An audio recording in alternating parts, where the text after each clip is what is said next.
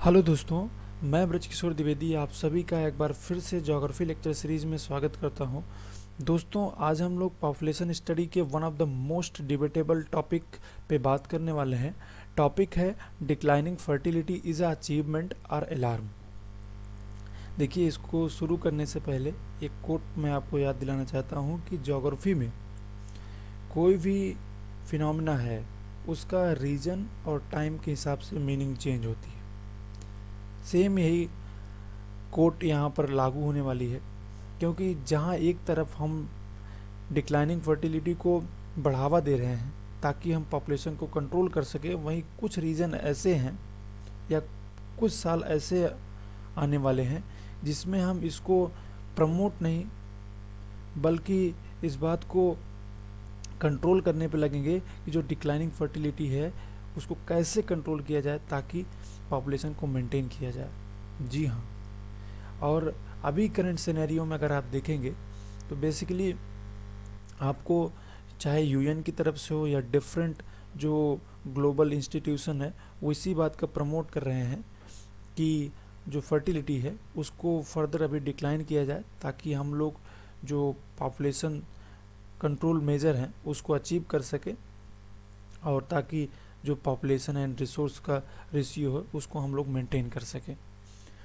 तो आइए हम लोग एक जनरल डिस्क्रिप्शन लेते हुए फर्टिलिटी क्या है और इसका डिफरेंट फैक्टर्स से क्या कोरिलेशन है, इन सभी को जानते हुए हम लोग एक असेसमेंट करने वाले हैं कि वास्तव में क्या डिक्लाइनिंग फर्टिलिटी एक अलार्मिंग सिचुएशन है या फिर वास्तव में आज के समय में एक आवश्यकता है जिसे हमें अचीव करना बहुत ज़रूरी है।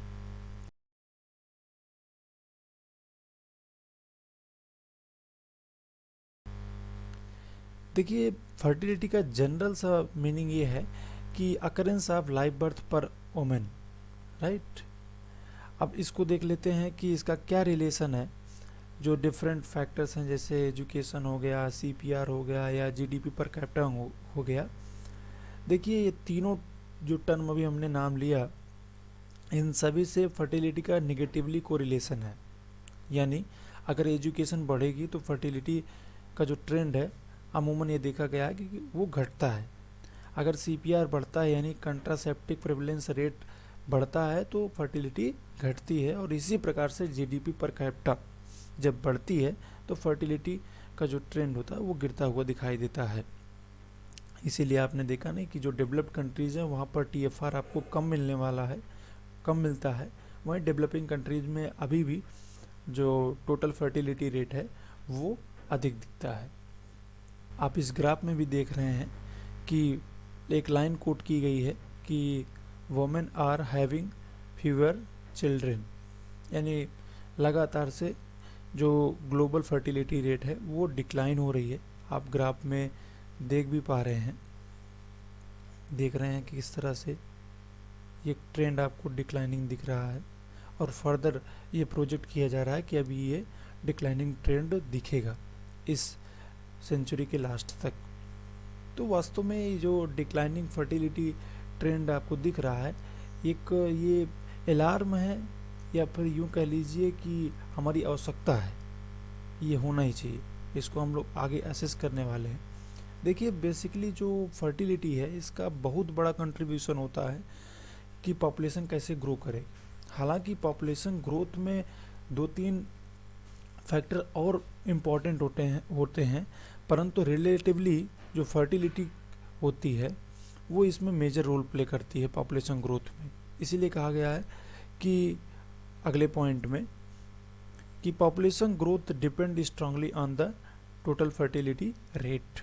जो आपने अभी जस्ट देखा कि इसका कोरिलेशन एजुकेशन, सीपीआर और जीडीपी के साथ कैसा है, और इसी के बेसिस पे अभी हमने हाल ही में जो वर्ल्ड पॉपुलेशन प्रोस्पेक्टस आया 2022 का, वहाँ से एक मैंने ग्राफ लिया है जो कि शो कर रहा है कि किस तरह से जो वर्ल्ड की पॉपुलेशन ग्रोथ रेट है एनुअली वो कैसे 1950 से इस शताब्दी के अंत तक रहेगी, या जो लैग टाइम था वो कैसा था और आने वाला जो फर्दर टाइम है उसमें कैसे पॉपुलेशन ग्रोथ रेट दिखने वाली है।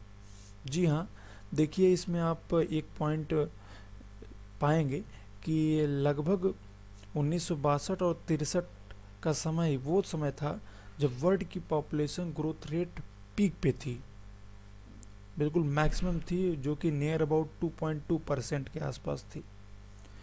ग्लोबल पॉपुलेशन साइज जो ग्रो कर रही है, क्या वो एक्सपोनेंशियली ग्रो कर रही है या लॉजिस्टिक कर्व को फॉलो कर रही है?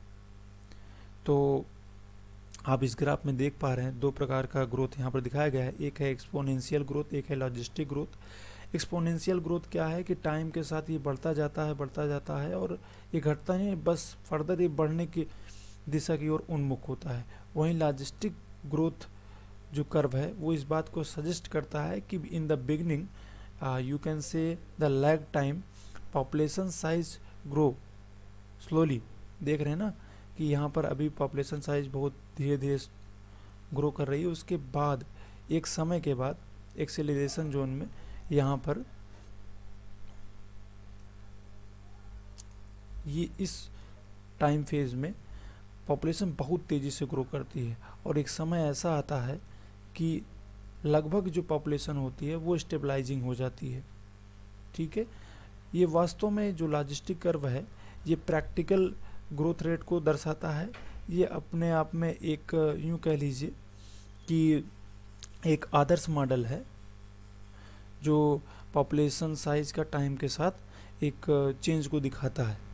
तो finally we can say that जो ग्लोबल पॉपुलेशन है वो एक्सपोनेंशियली ग्रो नहीं कर रही है, क्योंकि ऐसा आपको ट्रेंड अभी नहीं दिख रहा है कि बस लगातार पॉपुलेशन जो ग्रोथ रेट है वो बढ़ती जा रही है। जी नहीं, 1962 के बाद अभी आपने देखा जो population world population growth rate है वो 1962 में पीक पे पहुंची थी, उसके बाद से फर्दर ये डिक्लाइन हो रही है, यानी लॉजिस्टिक कर्व को ये फॉलो कर रही है। ओके, सो आइए हम लोग देखते हैं अब अपने मेन टॉपिक के कंसर्निंग सब्जेक्ट पे कि वास्तव में क्या जो डिक्लाइनिंग फर्टिलिटी हमको वर्ल्ड की पॉपुलेशन में दिख रही है इसके क्या अपने केवल बेनिफिट हैं या फिर कुछ चैलेंजेस भी हैं। जी हाँ दोस्तों, जिस प्रकार से एक सिक्के के दो पहलू होते हैं, हेड और टेल, उसी तरह से इस कंसर्निंग सब्जेक्ट का अपना दो पहलू है कि इससे होने वाले बेनिफिट क्या हैं और इससे होने वाले क्या चैलेंजेस फ्यूचर में आएंगे। इन दोनों को हम लोग थोड़ा डिटेल में देखने वाले हैं। तो आइए देखते हैं कि डिक्लाइनिंग फर्टिलिटी के बेनिफिट क्या हैं। ये बात है कि जब हम बात करते हैं डिक्लाइनिंग फर्टिलिटी की तो इसके 2 से 3 पॉइंट हमको मिलते हैं, परंतु इन सब में दोस्तों एक सबसे महत्वपूर्ण जो पॉइंट है वो ये है कि जब फर्टिलिटी डिक्लाइन होती है तो जो 0 से 15 वर्ष की आयु के बीच की जो पॉपुलेशन होती है उसकी संख्या कम होने लगती है। क्यों?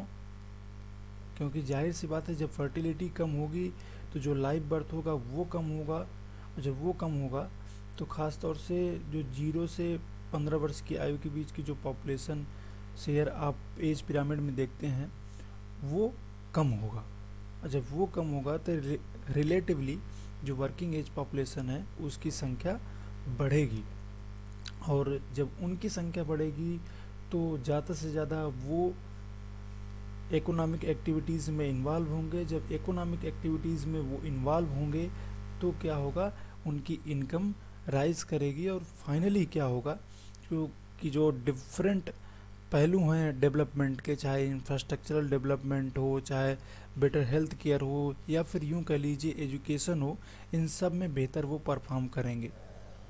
और इसीलिए देखिए आगे पॉइंट में कहा भी गया है कि जब ratio of working age population is higher than the dependent population. अब डिपेंडेंट पॉपुलेशन में आप 2 एज ग्रुप को इंक्लूड करते हैं। एक तो इंक्लूड करेंगे आप कौन सा, एक तो 0 से 15,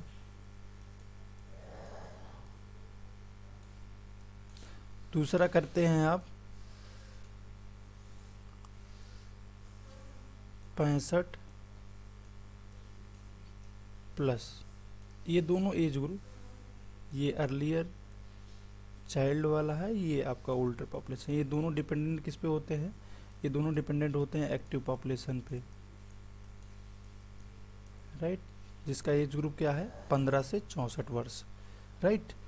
तो होता क्या है कि जो एक्सेस प्रेशर होता है एक्टिव पॉपुलेशन पे, उसको उन जो डिपेंडेंट पॉपुलेशन को सर्व करने के लिए, वो यहाँ से कैरी हो जाता है। क्यों? क्योंकि उनका शेयर ज़्यादा होता है और ज़्यादा वो इकोनॉमिक एक्टिविटीज़ में इन्वॉल्व होते हैं, जिससे कि उनकी इनकम एराइज होती है, और जब इनकम एराइज होती है तो उनकी सेविंग भी ठीक ठाक होती है और वो फर्दर इन्वेस्टमेंट करते हैं, और जो कि जो कंट्री के जो इकोनॉमी है उसको ये लोग स्ट्रेंथन करते हैं। इकोनॉमिक बेनिफिट को देखने के बाद आइए हम लोग देखते हैं कि डिक्लाइनिंग फर्टिलिटी के क्या चैलेंजेस हैं। जी हाँ दोस्तों, डिक्लाइनिंग फर्टिलिटी के द्वारा सबसे बड़ा जो चैलेंज जनरेट होने वाला है वो ये है कि वर्ल्ड एक बार फिर से बहुत बड़ी पॉपुलेशन एजिंग को फेस करेगा, जैसा कि अभी जापान, साउथ कोरिया, कुछ यूरोपीय कंट्रियाँ फेस कर रही हैं। इसके अलावा लेबर सप्लाई में भी कमी आएगी। क्यों? अभी आप इसमें देख पा रहे हैं कि जैसे पॉपुलेशन ग्रोथ रेट इसमें दिखा रहा है नहीं इस कलर से, और जो share of working age population है वो ब्लू कलर से दिखा रहा है, राइट। आप देख रहे हैं कि जो पॉपुलेशन ग्रोथ रेट है वो फर्दर डिक्लाइन कर रही है, राइट। ये जो share of working age population है ये भी एक समय के बाद पीक पे पहुंचने के बाद 2010 के पीक पहुंचने के बाद उसके बाद डिक्लाइन ही आपको ग्राफ दिख रहा है, फर्दर डिक्लाइन हो रहा है। यानी share of working age population का डिक्लाइन होने का मतलब ये है कि लैक ऑफ लेबर, क्योंकि वही तो एक्टिव पॉपुलेशन है ना, वही उसी में से तो शेयर लेबर बनता है। ओके, कुछ एडमिनिस्ट्रेटर बनेगा, कुछ मैनेजर बनेगा जो डिफरेंट एक्टिविटीज़ को मैनेज करने करेगा। तो जब वर्किंग एज पॉपुलेशन का शेयर कम होगा तो जाहिर सी बात है कि जो लेबर सप्लाई होगी उसमें कमी आएगी, और इस वजह से जो लेबर का वेज है वो इंक्रीज होगा, और इंक्रीज होने से इन्फ्लेशन भी बढ़ेगा, और जो कि किसी भी कंट्री की इकोनॉमी के लिए पॉजिटिव इंडिकेटर नहीं है, राइट। इसके अलावा ट्रेडिशनली बात करें तो जो मिलिट्री स्ट्रेंथ है वो भी डिक्लाइन होगी, क्योंकि जाहिर सी बात है कि मिलिट्री में वही लोग जाते हैं जो एक्टिव पॉपुलेशन की कैटेगरी में आते हैं।